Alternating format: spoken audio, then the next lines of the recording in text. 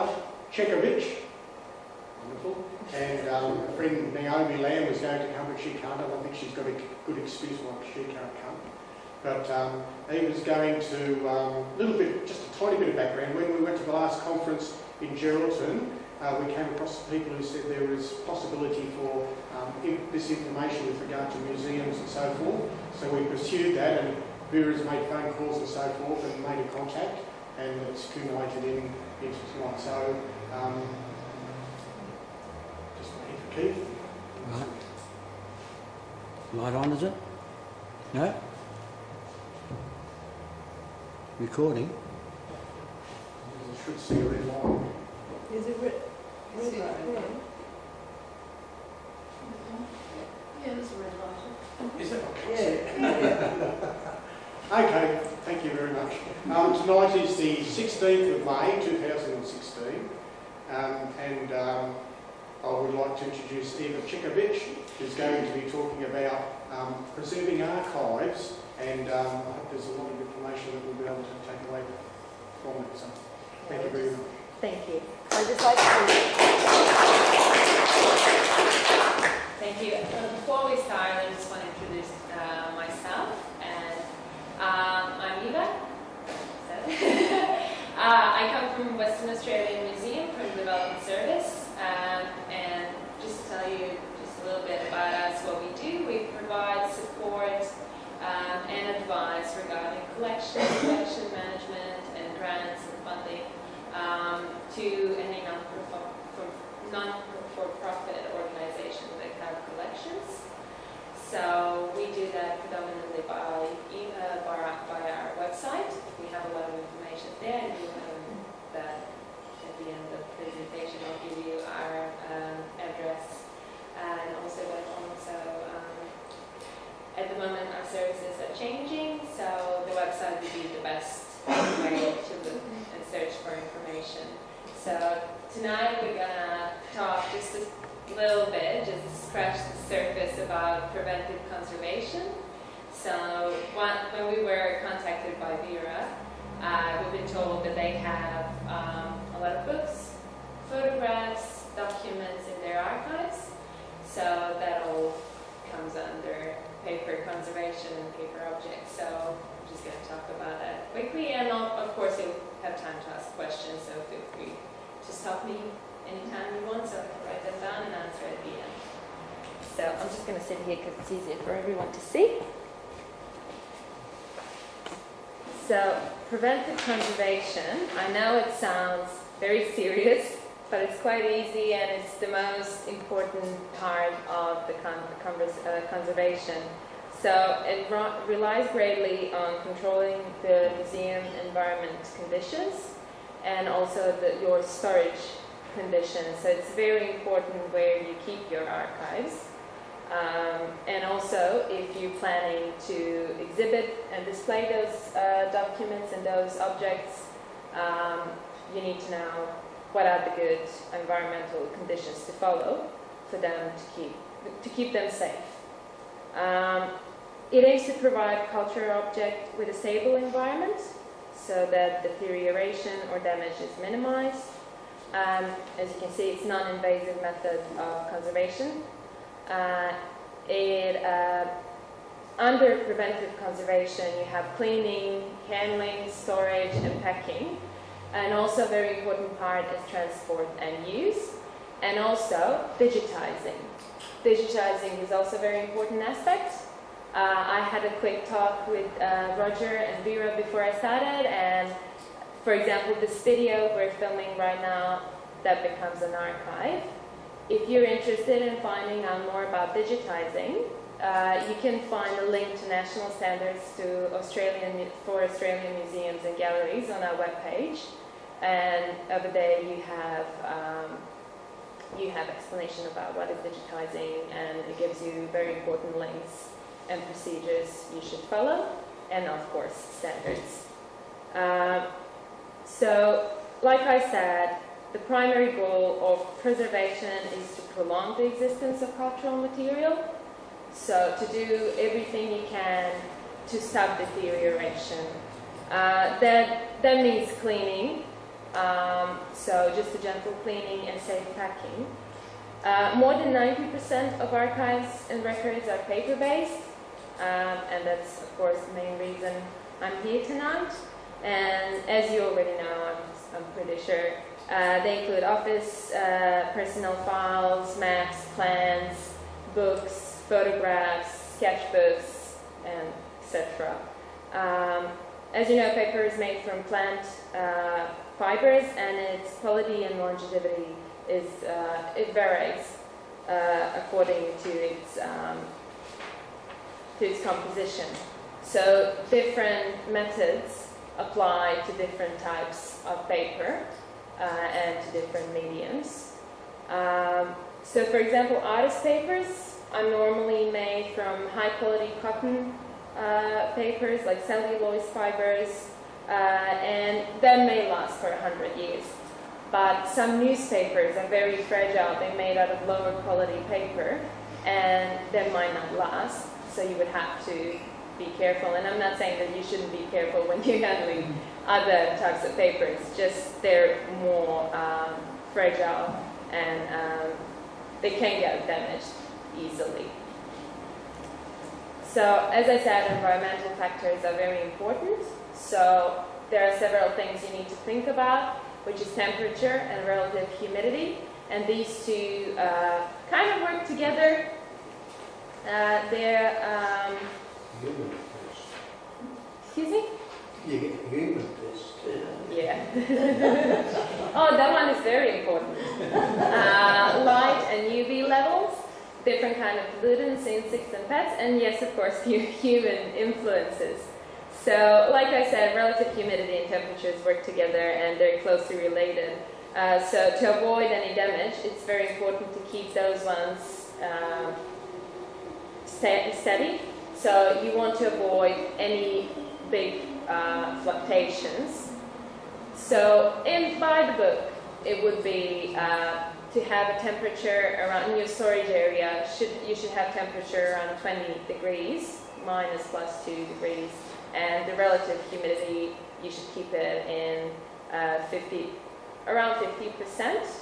I know that's not always easy to maintain, but as long as you have that steady line, as long as you don't have those huge fluctuations, it's okay. So with the humidity, that's kind of like the major issue, because it encourages growth of mold, and also it invites pests and insects into your storage, and that puts us to a fourth point of insects and pests. But also mold growth. For example, if you have high humidity in your storage area, it might go above 65%, and that for paper, that's too much. And not just for paper, for any materials you have in your storage. And also when it starts, that kind of environment starts building up mold, and that is very dangerous for human.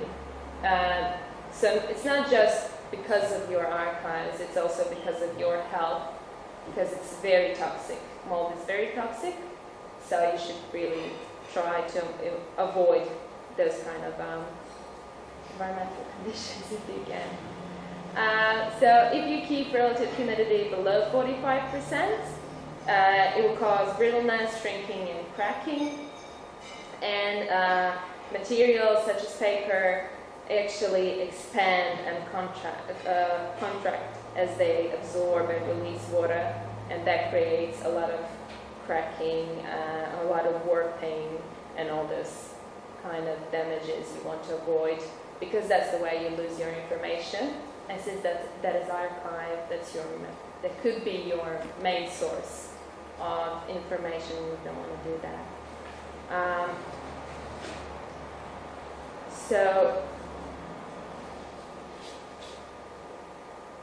So you could control your relative humidity. There are some devices you can provide to control that. data loggers, and also for light and UV levels there are some different devices you can track, like light.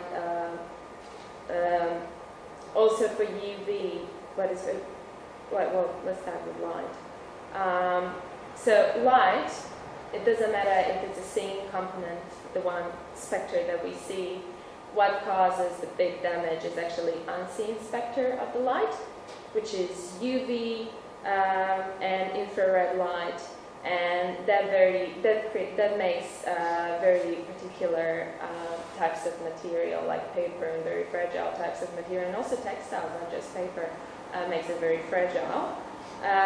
In general, organic materials are the most sensitive to the light damage, and what is very important to know about the light, the amount of deterioration caused by light is proportional to both the light level, like intensity, and the amount of time that the object was exposed to the light. So if the light, for example, if you have light coming through the window that is very strong, it can cause the same amount of damage on the object as if you didn't have the strong light, but you had an object exposed to the light for a very long period of time. So it's kind of like a silent killer. What kind of effects it has? It has chemical deterioration of natural and synthetic materials. It causes color changing, which you can see on this slide. There's a very nice picture. This is actually felt, and this is not dust on it. It actually faded, so you can actually see where the objects are tracing, made a tracing on this felt. So that is what light can do to your can do to felt. So you can only imagine what it can do to the paper, which is more sensitive. So the most susceptible are mass-produced cheap modern papers, which are made from untreated wood pulp, and these contain lignin, which breaks down to produce acid, and yellow-brown substances, which you've probably all seen on some old photographs or old documents. I've seen plenty. So also on newspapers, that's something that's very common to see. And that's why it's very important to separate those objects from the rest of the collection, so you avoid migration of any pollutants.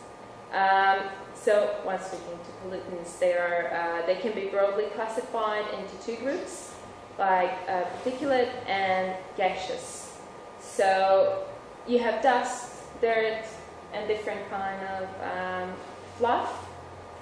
And the effect of dust is wide. First of all, if you don't maintain your storage space, and if you leave dust to build up, it absorbs moisture.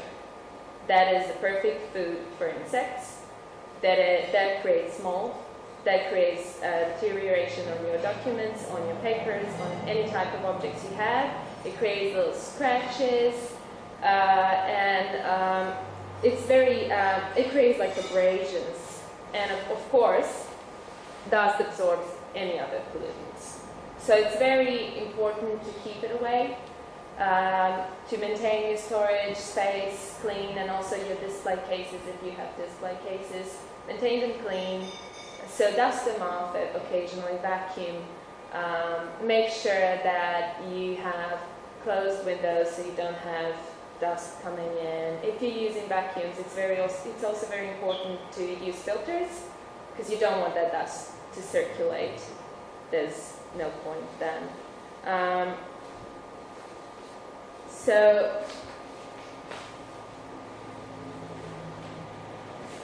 And also,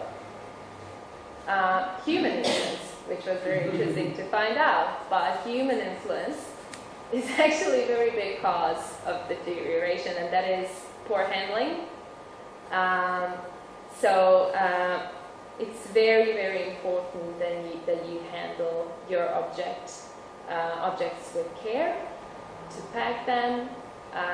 For example, when you hold papers, you should never hold them by the edges, because you never know how fragile they are, so they might tear apart. So what you should do, you should really support them with your both hands. Also, what's very important when you're handling any kind of objects from your collection, it doesn't have to be a museum collection, it can be your own collection. Make sure that you wear gloves. So it might be, you could use either cotton gloves or latex gloves, as long as you have gloves on your hands, because the acids and salts and any kind of moisture in our hands, it actually, it's very harsh for paper, so it gets transferred and then you damage any kind of object, but especially paper. If you, for any reason, can't wear gloves, that is also fine, but if you're working with your objects, you should be washing your hands every 30 minutes, and of course you should dry them after that thoroughly, so you don't put moisture in your on your object.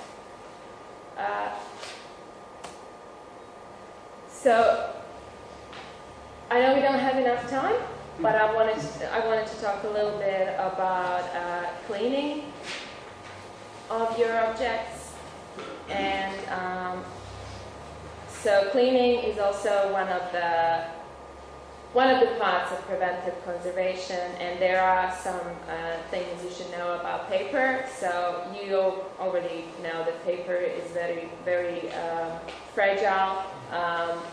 You really need to, what you really need to do, and what would be the basic technique, it would just be to have a very soft brush, like the brush with the soft bristle, and just slightly dust off occasionally. You take out your collection and slightly dust off the dust and any kind of dirt from your objects. If you could also use rubber, and that is fine, but you need to be very careful when you're using rubber because it can tear the paper. So you just want to do it in an even stroke. And of course, when you have something written on your documents, you need to be careful when you're cleaning. There's no turning back. Once you clean something, that is it, and that might cause the loss of information, which was very valuable. So it would probably be the safest cleaning method, would probably be just lightly dusting off any particles, and then that gets prepared for packing. And also, if you're not sure, I just remembered that something very important. If you're not sure of what you should do, and if you have any doubts, please contact conservator. Contact someone, some professional. If you know someone, you can contact us. Ask for advice. You've got to ask for advice, then be sorry later. And it's just easier that way, because sometimes you might think that you should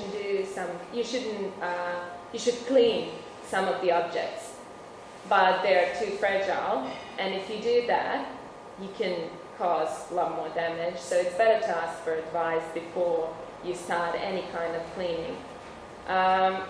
With books, for example, when you're cleaning books, you can clean them also with a brush.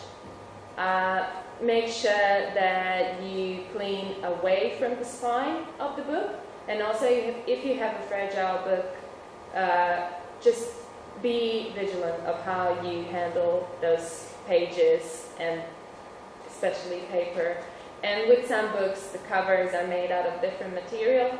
They might be binded in leather. So that's one more thing you should think of, is that some of that's why you shouldn't use any kind of wet treatments, because some of the products that might be good for leather are not necessarily good for paper, and vice versa. So to keep it on the safe side, you should always just do the dry methods, and that's the most safest thing, and you won't get it wrong. With photographs, when you have photographs, and I know you have plenty of photographs in your collection, it's very important to wear gloves, because the fingerprints will corrode the silver particles in black and white photographs, and it will also cause the colors in the dye to change. So it's very important to wear gloves. So that's very high thing you should think of. And also, if you really feel that you should write something on your photograph on the backing, please use just the soft 2B graphite pencil and nothing else, because graphite pencil can be removed. So it's very important to use reversible material, and it won't transfer to anything else and stain any other papers if you have.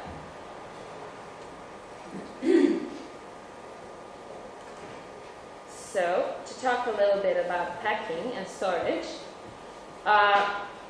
while you cleaned all your materials, you actually prepared them for packing, and you prepared them to put them away in your storage in their safe place. So, think always of supporting and isolating what you're wrapping. So don't think of it as a birthday gift. It's something completely different. So you need to pack it in appropriate materials. That's first thing you need to think about. And also you need to add support to the item if necessary, and to pack them flat in drawers or on your shelves. Materials that you could use. On this slide I have a few materials listed. Most of them are for paper and for photographs, like 4 flat folders and different mapping. But they're all made out of archival materials, which you can purchase in any archival shop. And also you could purchase those things in arts and crafts shops. Most of them nowadays have acid-free archival quality of papers and cardboards, and yes, you can make your own. You don't have to, if you don't have enough funds to purchase archival box, you can make your own. So that's a good thing to know, because I know a lot of people get put off by that fact, because it might cost more. But when you think about packing, what you have to think about is your packing needs to be shock resistant. You need to provide buffer against environmental conditions and changes. So a box-in-a-box system for papers is perfect.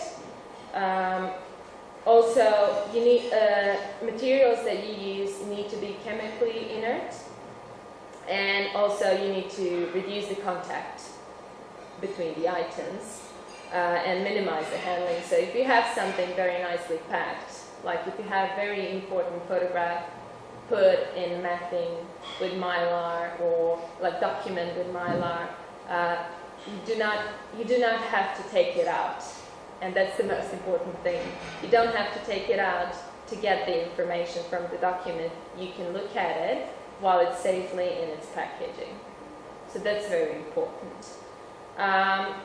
So some types of packing materials, like I said, are archival boxes, acid-free and buffered tissues. So it's neutral pH or alkaline buffered tissues. And that these ones should be used to store any kind of paper material. Make sure there's one slight difference with photographs. So photographs should be stored in neutral pH. So don't use buffered tissue for photographs, because it can interfere with emulsion. So it's very important to use to know that little fact. And also, if you're not sure, safe side is neutral pH tissue. So when you go somewhere to purchase it, ask for a neutral pH tissue if you're not sure which one you should use, or ask for advice. I also mentioned mylar before, so that's a polyester film for storing paper-based objects. So any adhesive, glazing, paper, or other materials stuck to the surface of a photograph shouldn't be removed, because that can damage photograph further. You can lose information, so it should be removed under direction of the conservator or supervision before it's placed in storage. And also, any books can be safely packed and stored in acid-free boxes of folders, which you can make on your own. There are a few packing methods for papers and for documents, and I'm just going to go through them briefly. You have interleaving. Interleaving is actually when you have a folder which is made out of, you could either have a folder or you can interleave pages of books, but if you have a folder, it's obviously made out of archival paper, and you're actually placing between each page, you're placing accurately cut piece of tissue paper. So it should be the same size of your folder to avoid any creation of any imprinting on other levels. Also, the other one is folders and enclosures, and these ones can be made out of archival materials like archival papers, and also you can make those out of mylar, which is that plastic film. And more delicate objects can be supported with boards. So you can actually, if you have a mylar folder, which is like a little sachet, you can insert your document, you can back it with a board. Obviously you won't glue your document, you won't stick it onto your board, but you can just have it as a support. It's very important also, it's very important to know that you should never use magnetic self-adhesive albums for your photographs, especially not for archives, because they can cause severe damage to your photographs and to your collection. So basically for your photographs, they require higher quality paper than the paper-based collections. So acid-free doesn't necessarily mean it's photo-safe. So when you purchase in materials for photographs, make sure that it states that it's acid-free and photo-safe, because it's not the same type of paper that you can use. You can also make boxes, like I said before, and you can place in the boxes. You can place those folders with interleaving technique. You can place it in your box and then nicely pack it. It's very important for any papers that you don't roll them. You should actually keep them flat and try not. I know that most of you don't have enough storage space, and that is just a fact. And everyone is struggling with it, so you're not alone. But it's very important, if you can, not to stack objects on top of each other. And if you really need to do it with papers, make sure that they're all the same size, because what can happen? If you have some larger documents on the bottom, and if you have smaller photographs, which are made out of thicker material on the top, and they're all stacked and under pressure and heaviness, they will actually, through the time, you will have imprinting of that photograph, like the shape of the photograph on the lower levels of your paper, and that's something that a conservator would have to, you would have to have a conservation intervention on it. So it's very important just to be vigilant when you're handling your papers and when you stack them. You need to plan your storage. So you can say, okay, this is what I have in my collection. This is how much space I have. And there's a great amount of planning before you start putting things in. And also, the other thing is mats. So this is something that you need just a little bit of skill to make, but they will provide the best support and protection. But you could cut mats out of boards, like the mat boards. You can buy matting boards in any art and craft shop, which are safe. And you can use photo corners or hinges to attach your artwork in the mat. So what you do, you actually have two pieces of matting board. One is flat and you attach your paperwork on it. And the other one, you're actually cutting a tiny window, which is the same size of your document. And it actually looks like a little folder, like a book. So what it does, it gives you a perfect little frame for your document, so you don't have to put it out every time. You can just open the drawer and have a look. And this is 2 examples. On the left-hand side, we have a 4-flap folder, which you can use for your photographs or smaller documents. And you can make it out of any archival paper. And on the right-hand side, you can see the encapsulation, which is another method where you use actually 2 pieces of mylar foil, and using a double-sided 3M tape, you're creating a little sleeve for your document, and then you're actually preventing it from damage, which is quite good. And I think I was very short. So if anyone has any questions, I was just trying to speed it up. So does anyone have questions? Yes? Question. Yeah. I've been in the Valley Library there, photocopied maps and other things, but you'd be horrified to see what I've done in the files. It's okay. You can have a look if you like, you'll find there's a few bits and pieces, a bit of mining, a bit of H.K. King's survey and that sort of stuff. Mm-hmm. So, got it there, and a few, a bloke that's put 8 pages of his life from the time he moved onto the open country, virgin bush with his father, and made farms out. So, I come from an era where my grandfather and his brother took up 1,000 acre blocks with Sir James Mitchell's folly, some of them called, because they're up in the eastern wheatbelt area. And when the road went through that area in 1836, it was just all scrub, cedar scrub and bush, and he thought it was good for nothing.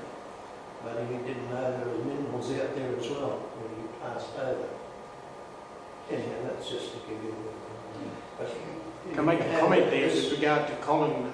He has been, and I've seen his files that he's talking about, and I'd say you probably wouldn't have known anything about what Eva's been saying today with regard to the method you're doing that, which is the method I would use as well.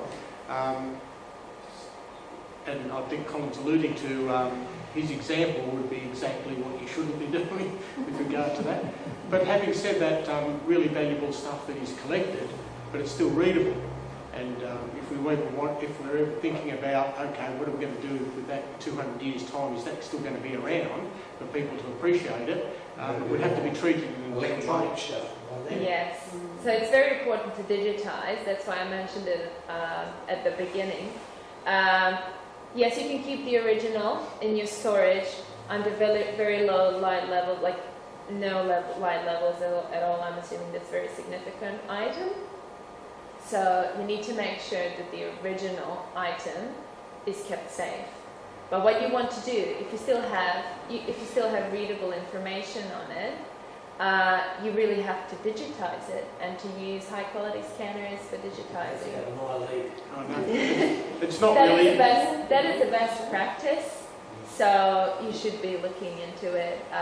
That's very important because it's valuable information you can share with other people.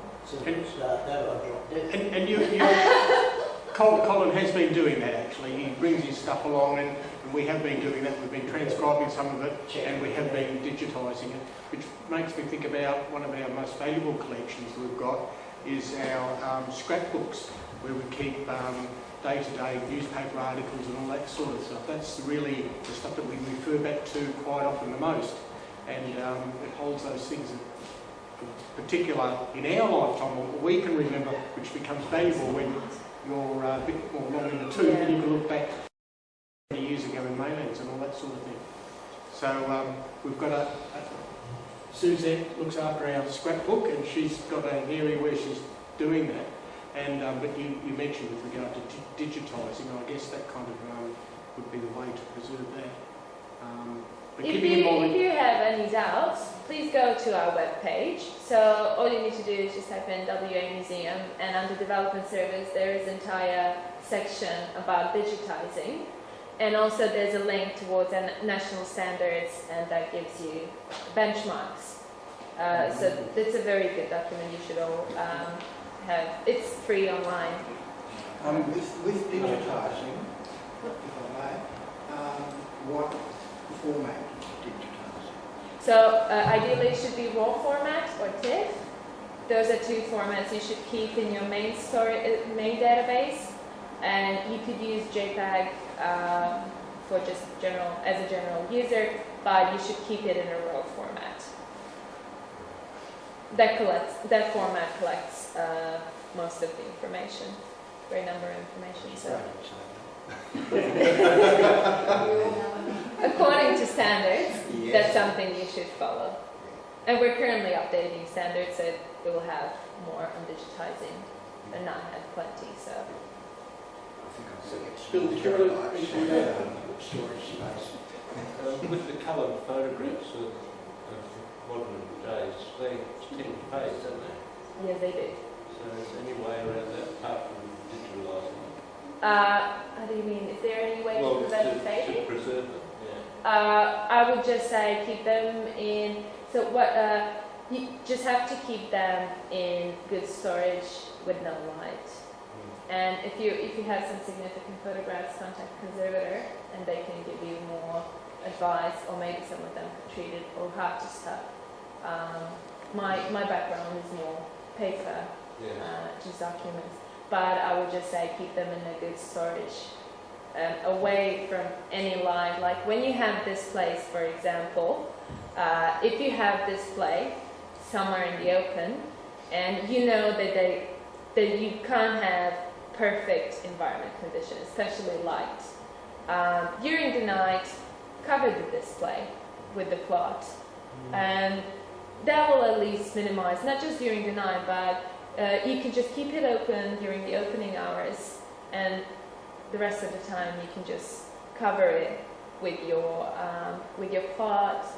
Or ideally, you should have blinds in your storage space, and you should also have UV films and foils. So make sure you have curtains, that you don't have any light in your storage space, because that's very important, because not only it gives you light damage, but it also gives you temperature, higher temperature, and that goes a relative humidity as well. So it actually builds up a lot of problems. So light is very, very big issue. Certainly given us a lot to think about. Yes, I know. Well, this is a very wide topic when you that's go. right. But we have probably a strategy. It's about having a priority order about those things that are the most, we decide are the most precious, that would need that kind of preservation, and because we wouldn't be able to do it all, but always thinking about digitising as a backup, so that we're actually not going to lose it. And I'm thinking about our talk we're going to have in a couple of months' time, talking about this building and some of those newspaper cuttings that we've got from 30 years ago are appreciably brown. They're getting so brown they look like they're big in the toaster. Yeah. And that lets you know in that time, so double the time, and we may not be able to read them. But luckily we preserve them now because we digitise them, but they're staying brown. They're not going to get any whiter unless we do some tricks. But that never works completely as well. So. Well, please don't do tricks on your own. You don't have experience in it. Yeah. And you can. When it's digital, you can muck around your voice. That's the point too. And that's the other thing I guess we're doing as a backstop, not knowing what we're doing, taking photocopies of the photographs that we display. And they're the ones that are displayed. So the originals, I don't even know where they are. They're somewhere where we haven't seen them. That's good. And we're taking copies of copies, and so all our display photographs are basically photocopies, which even those we look after. That's actually a very good practice. So if you can't afford to put an item, photograph, or document on your display, if it's very fragile, too significant, just have a good digital copy of it and display it. It's equally good. Oh yeah, it's because you actually need information from it. That's true. Any other questions? Listen, thank you so much for your